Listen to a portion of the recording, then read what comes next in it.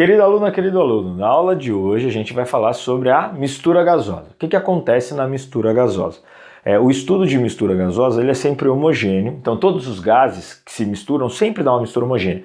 Por quê? Porque eles são miscíveis entre si. Há uma mistura e eles ocupam todo o sistema, simultaneamente. Então se eu tenho dentro de um sistema 2, 3, 4 gases, a mistura é homogênea, ponto. A partir daí, eu preciso entender algumas características das variáveis que a gente estava estudando até agora para os gases. Por exemplo, se eu vou falar de pressão de uma mistura, eu tenho a pressão total e eu tenho a pressão chamada de parcial.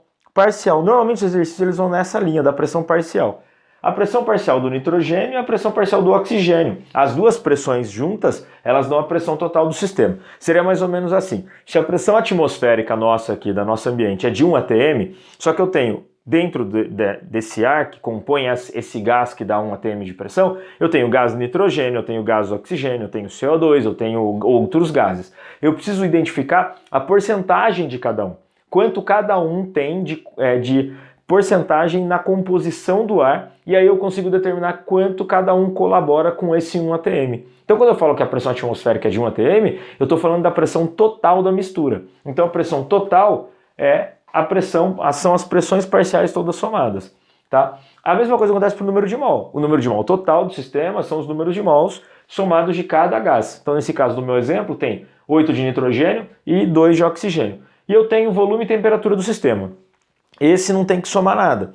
O volume do sistema é todo o volume, né? O volume do gás, não tem como separar o volume do nitrogênio e o volume do oxigênio. Ele é o volume total do sistema. A mesma coisa com a temperatura. A temperatura é uma só do sistema. Então, se está a 300 Kelvin, que é o que eu estou sugerindo aqui para esse exemplo, está todo mundo a 300 Kelvin. Se o volume é de 20 litros, eles ocupam 20 litros. Então, essas duas unidades, temperatura e volume, elas são únicas do sistema.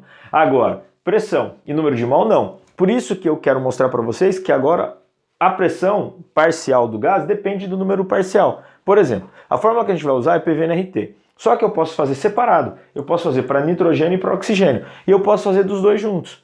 E também tem um fator que a gente pode colocar aqui, que é a fração molar. Fração molar nada mais é do que saber a porcentagem de cada gás dentro da mistura. Então, por exemplo, se eu tenho 2 mais 8, são 10. O total é 10.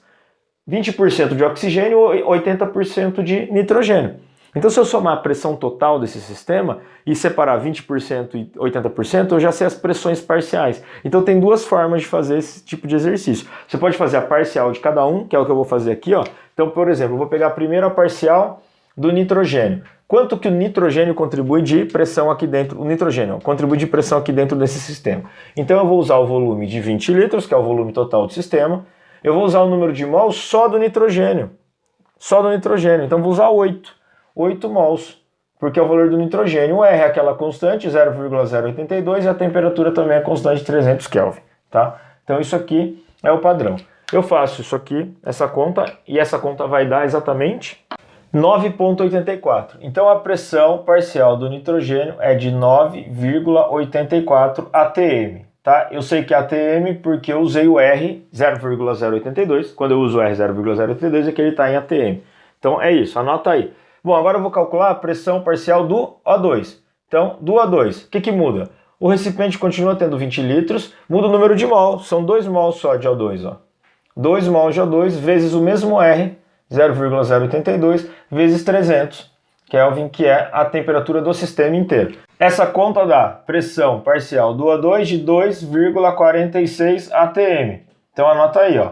Temos as duas pressões parciais. Se eu quiser a pressão total do sistema, eu somo as duas. Ó. A pressão total é a soma das pressões parciais que colaboram, né, que estão no sistema. Tudo bem. Agora, uma outra forma de fazer isso e mostrar para você que dá certo é se eu usar a mesma aqui, só que agora PT de pressão total. Eu vou usar vezes 20 litros, que é o sistema. Eu vou usar também 10 mols. 10 mols. 10 mols é o número de mol total do sistema, que é 0,082 vezes 300 Kelvin, que é também o sistema todo. Essa conta me dá pressão total do sistema igual a 12,3 atm. Certo? Perceba, dá a soma dos dois, então vamos fazer a conta, dá a soma dos dois. 9,84 mais 2,46 dá 12,3.